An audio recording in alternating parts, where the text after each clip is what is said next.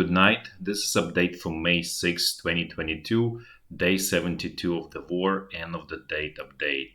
As always, we start with the strategic updates, and there are several actual items here. One is agricultural situation in Ukraine. Then there was a question about what Russian forces are doing in terms of local military administration of the captured regions, specifically Kherson and Zaporizhzhia.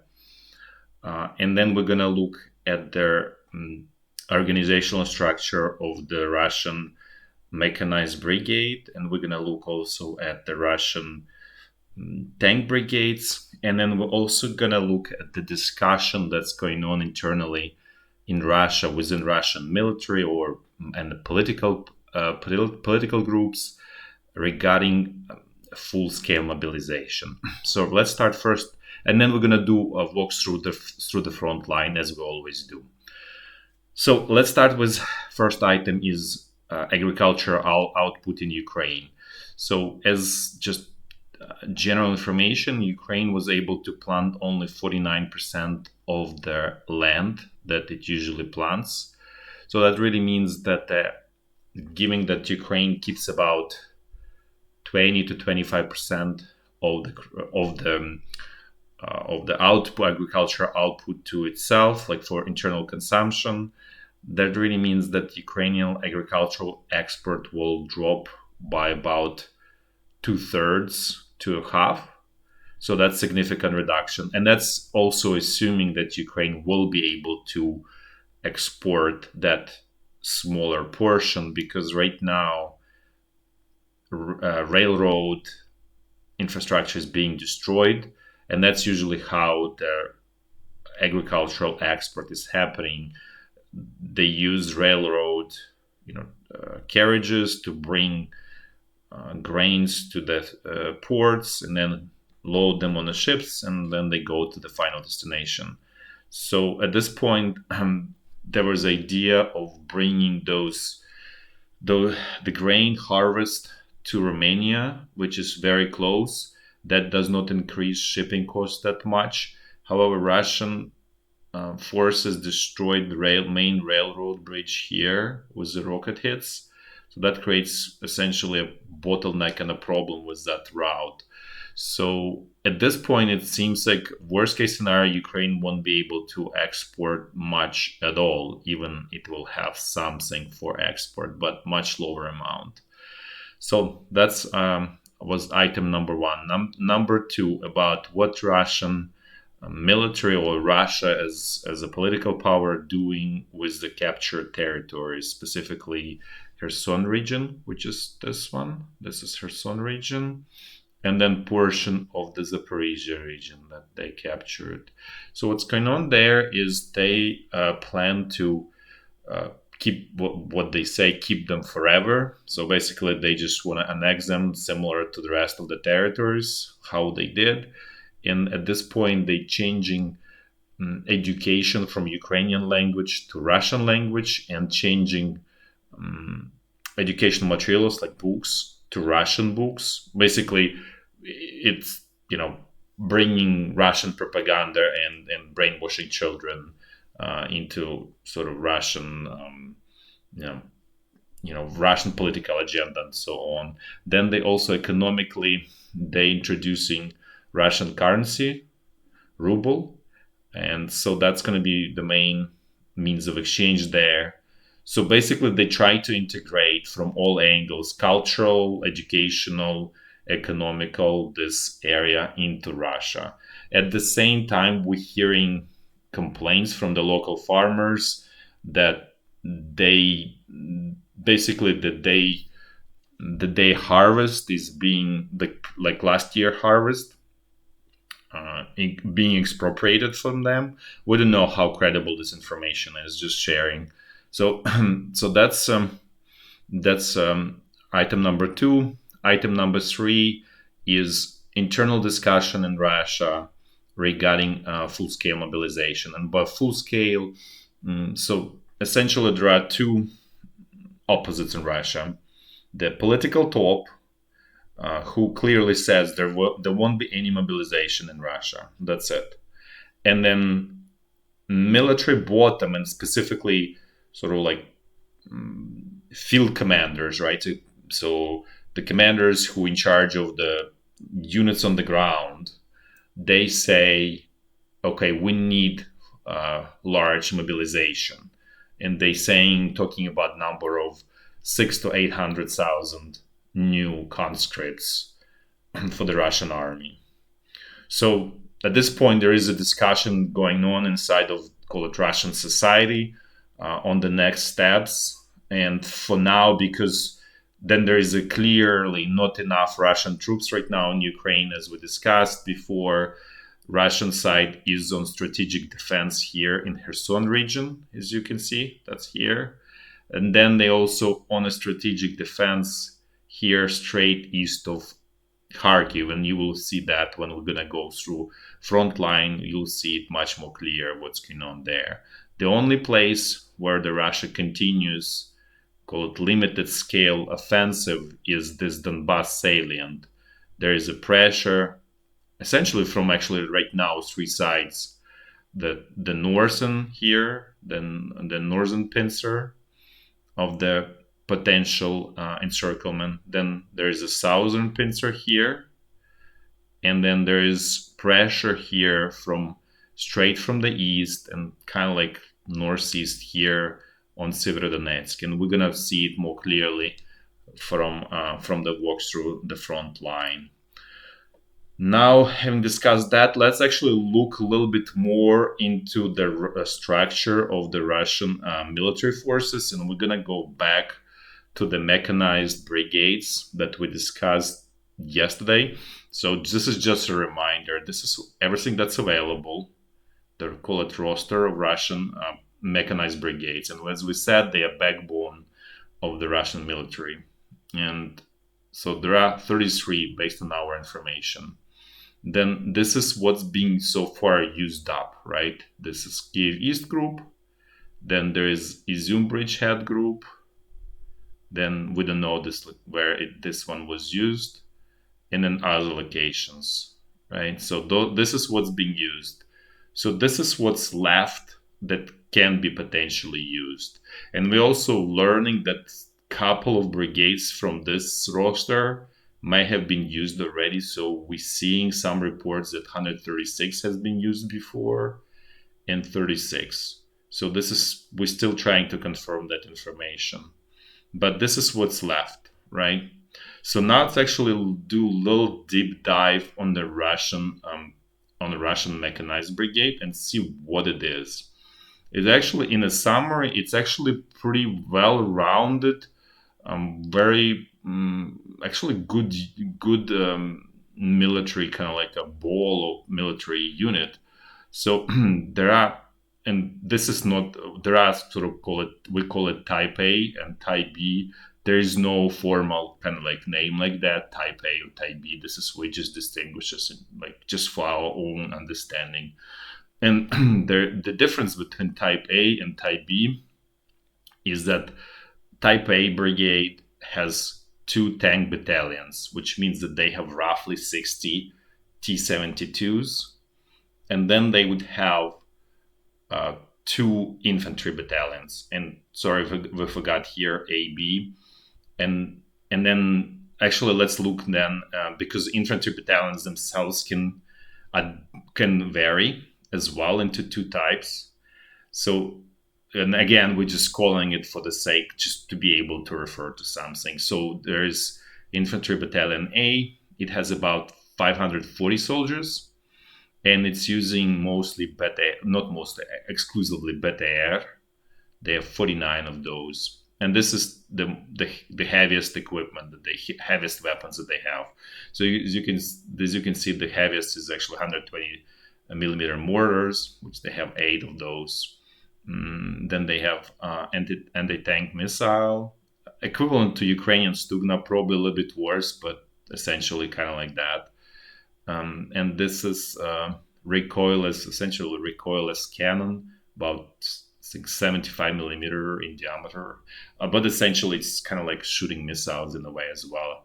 And this is grenade launchers. I think it's like 40 millimeter grenade launchers. And then there's a Type B battalion. The only difference is it's smaller. It has 460 soldiers, and it's equipped with BAM-PET 2, could be 3, could be a modernized version of 1, and there are fewer of those, 42 only, versus here, as you can see, there are 49.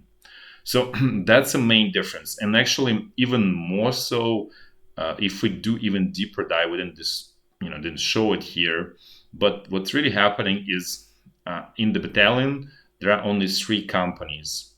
And in this sort of larger version, Type A battalion, the companies are also a little bit larger, slightly more than 100 people, I think 110 people, 109 people, something like that. And in this one, as well, 3 companies, but they are I think they are exactly 91 soldiers.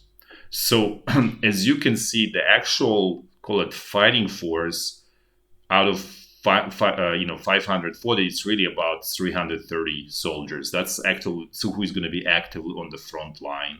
And here it's even less. It's like 270 soldiers on the front line. So, right. So it sounds like it's relatively large, but you can see that there's a lot of, let's say, resources diverted towards support. So actually, number of soldiers on front line is never more than a half of the unit, and usually it's even more like 40% of the unit. So now let's go back to the whole larger organization, Type A. So Type A would have 2 infantry battalions. We don't know, they could be A or B, a mix of those. We don't have good information on that. Then the other important units are engineering battalion and reconnaissance battalion, but these ones are much smaller. They're about 270 soldiers, and also around something less than 300, probably also like 280, 70, 60. But basically they're smaller than regular infantry battalions. And then the strengths of this this brigade is that they have up to 3 self-propelled howitzer battalions. Right, so that's pretty significant artillery support that they have, and on top of that, they also have battalion of multiple rocket launcher system. So basically, it's a Grad. So that's quite a bit of firepower if you really think about this. Then they have also anti-aircraft battalion, communications battalion. They have UAV, which we discussed before. That Arlan 10. So they have UAV company that works very well in sync with the self-propelled howitzers, and probably also this Grad units as well. Then they have a sniper company, and then tons of support, all kind of support stuff. So if you really think the brigade really has, if it's 2 battalion, it's about actually front line 600 soldiers here in the infantry battalions, and then probably about 100 here in engineering and about 100 in reconnaissance. So that's really, if you really think, it's not that much. It's only 800 soldiers that are on the front line. Actually, the rest is supporting everything else. But the strengths of it, as what is sort of is that this unit is sort of like self-reliant, self-contained, and essentially can perform totally independent duties. Doesn't need much support from other units of the army, because you see they have could be up to 60 tanks. They have infantry, they have artillery, they have rocket launchers. So they basically have everything you need to execute independent tasks and fight effectively. And then there's a Type B. The only difference is that there is only 1 tank battalion, and then apparently to compensate for that, there are 3 infantry battalions, right? So that's essential difference, right? The rest is the same. Also can vary from 1 to 3 howitzer battalions. So that's kind of like a little bit information on the mechanized brigade, and helpfully this is actually will explain now if we look at the Russian tank units why there are so few of those. So you can see there's only essentially four units, and what happened is they have uh, 5th Tank Brigade, which is standalone, not converted to tank division, and probably there isn't, it was envisioned to convert it to the tank division, but it didn't get to that. But what we know is that the 6th Tank Brigade was the base for creating 47th Tank Division right before the war with Ukraine started. So essentially, this unit functions as a 6th Tank Brigade, and then the 7th Tank Brigade also, believe it, like 2021 was converted to 90th Tank Division. So it's essentially as well. Well, this one is actually much bigger, but somehow we see in Russian reports that they still refer to this as a 7th Tank Brigade, which kind of strange. And then organic force tank division. That's kind of like always gonna be like that, more or less. But and then if we look at this, they all being utilized. That there is no uncommitted tank units that could be used elsewhere. But as we know now, it makes a lot of sense because essentially all of the mechanized units have embedded tank units within them. So essentially, you kind of have tank units like by basically, all of this mechanized brigades are sort of have tanks, and kind of like a tank units can perform some of the roles of those. So so hopefully this sorry explains the whole situation with tank and mechanized units of the Russian army. And then we'll try to look tomorrow at the naval infantry and then airborne. That it doesn't mean that we will cover both. It actually may not even happen that we will cover either one tomorrow, but the next couple of days we'll try to cover the whole structure of the Russian army, so we have better understanding from a sort of structural point of view what's Russian army is capable of as of right now, and what kind of forces potentially Ukrainian army is facing. Because for the Ukrainian army, it's very simple, right? So whatever you have here, it's essentially that's it. There's not much more. The only things are that new brigades that hopefully being created, but we don't know that. But that's it. There is nothing else that Ukraine can commit. Everything is already committed to the front lines.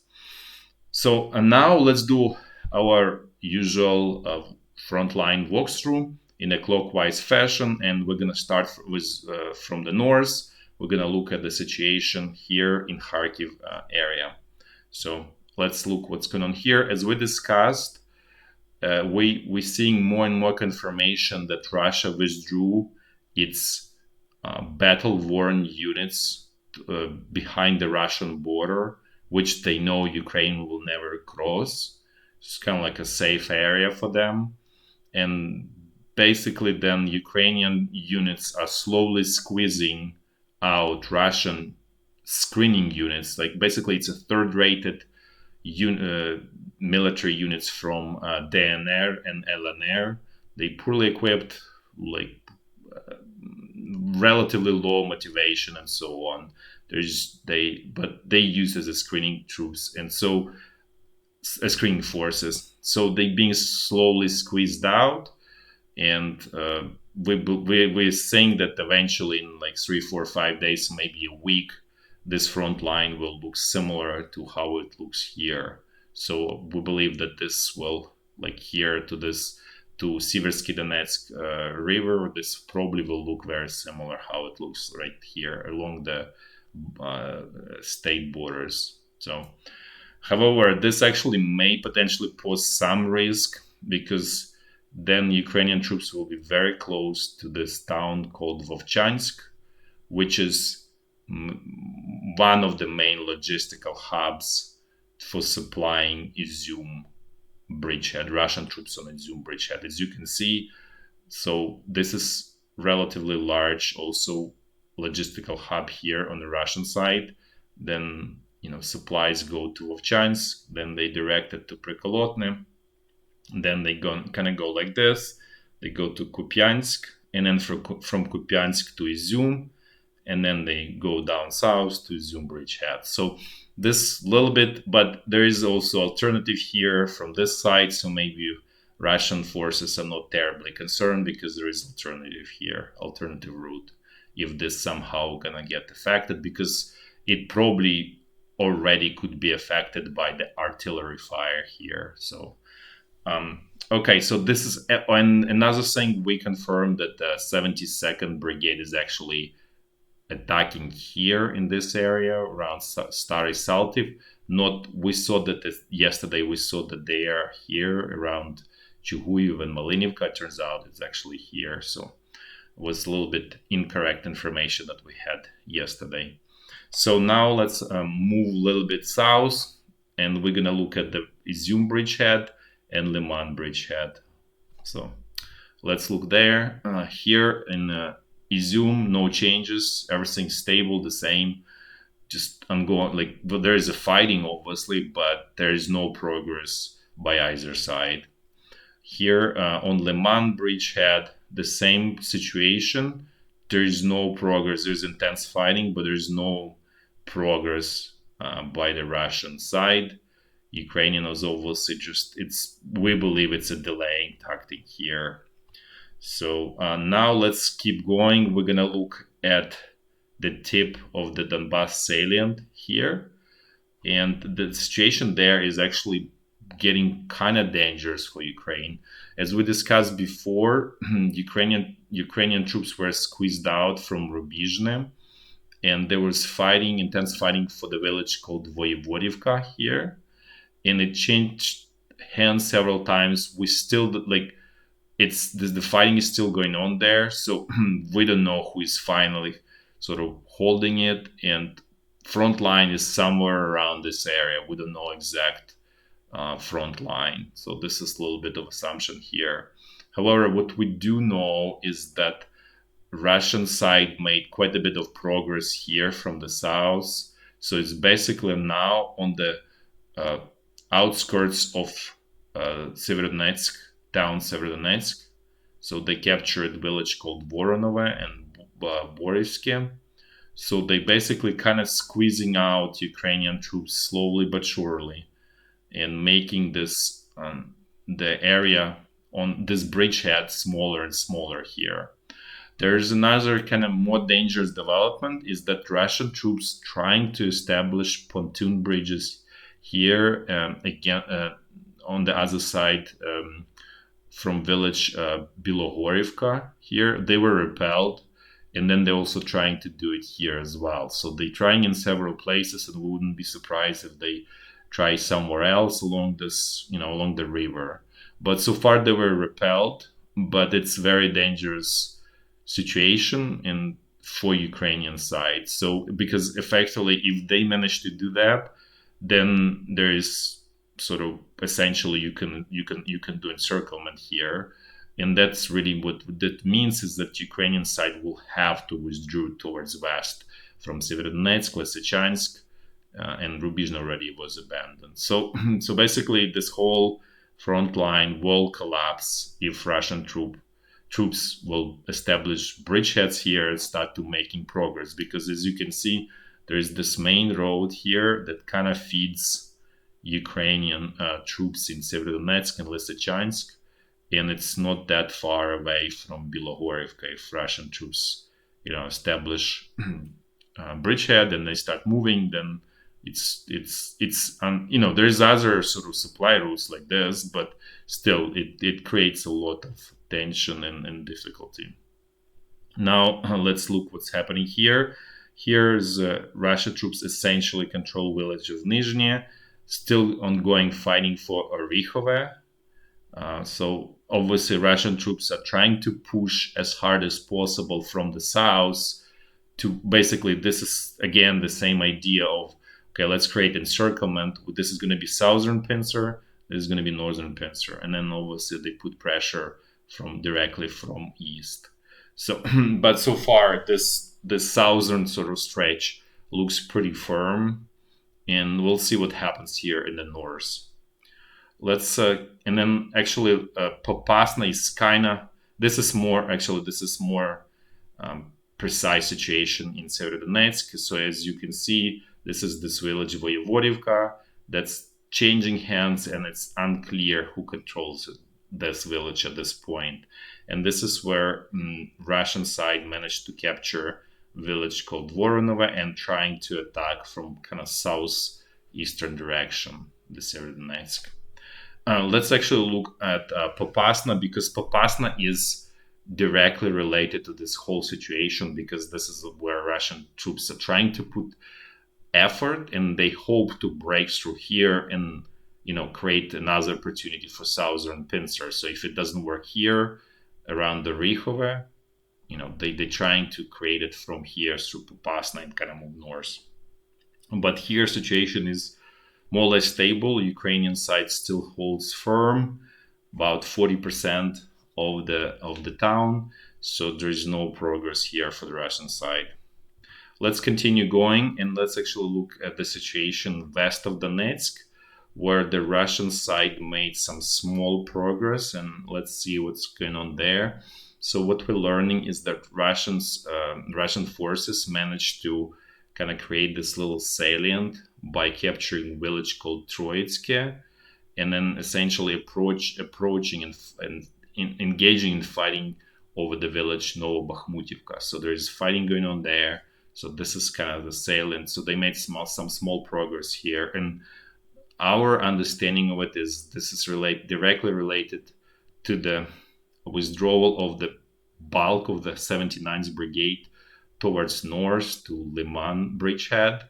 And we're not even sure if any of the units of the 79th Brigade are here anymore. So that really means that the 25th Brigade needs to stretch in its front line, so it's less densely there's lower density of troops, and therefore there is more opportunity to break through the front line. So, and that's probably why this is happening here. That's just our attempt to explain this.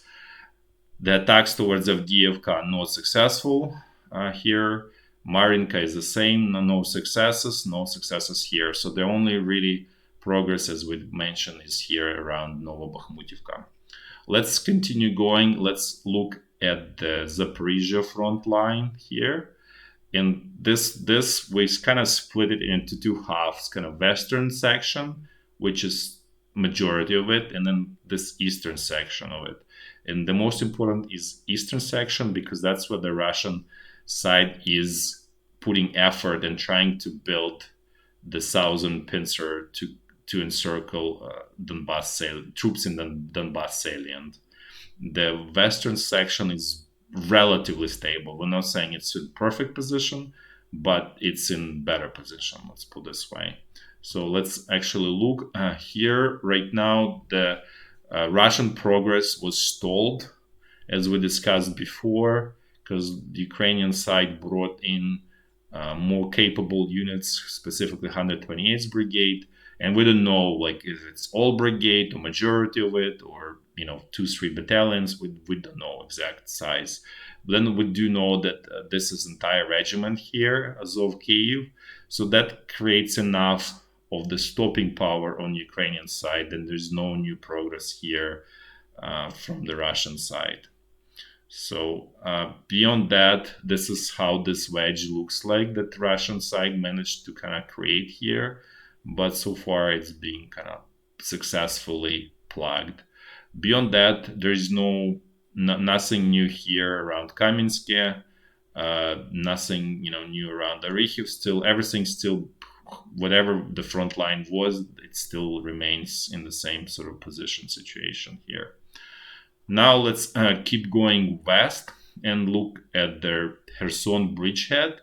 As we mentioned before, Russia here on a strategic defensive.